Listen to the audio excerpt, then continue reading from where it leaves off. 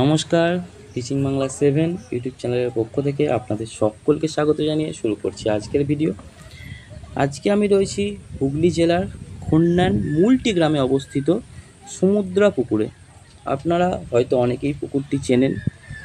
আমি এই পুকুরটির সম্পর্কে আগে শুনেছিলাম, আসিনি কখনো। পুকুরটি থেকে নাকি খুব ভালো মাছ খায়।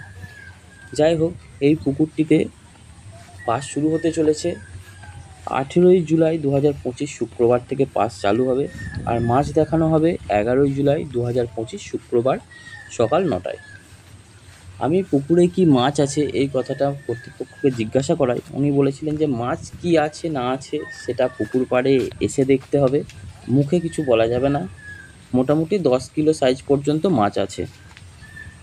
আর পাস চলার জন্য কর্তৃপক্ষ যে লিফলেটটি ছাপিয়েছে সেটি ভিডিও শেষে আমি দিয়ে দেবো।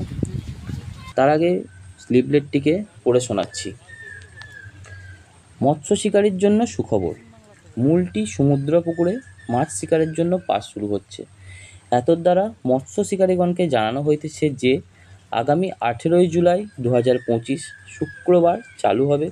কোনো কারণবশত দিন পরিবর্তন হতে পারে। পাসের হার 4000 টাকা মাত্র।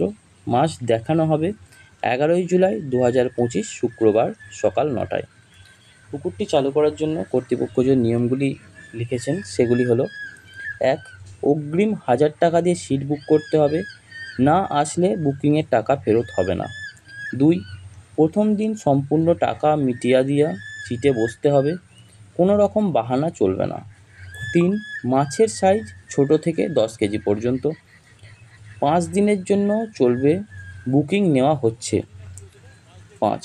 প্রতি সিটে 3 গাছার বেশি ছিপ ফেলবেন না, যে কোনো রকম তলা ভাষা ও অ্যান্টেনা নিষিদ্ধ।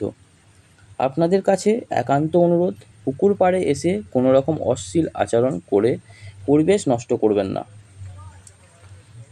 যাই হোক, আপনারা শুনলেন কী কী নিয়মকানুন রেখেছেন কর্তৃপক্ষ। আর আপনাদেরকেও বলি, আপনারাও অবশ্যই এসে মাছ দেখতে আসবেন, দেখবেন কেমন কি মাছ আছে না আছে। আপনারা যারা পুকুরটির সম্পর্কে পরিচিত তাদেরকে তো বলার কিছু নেই।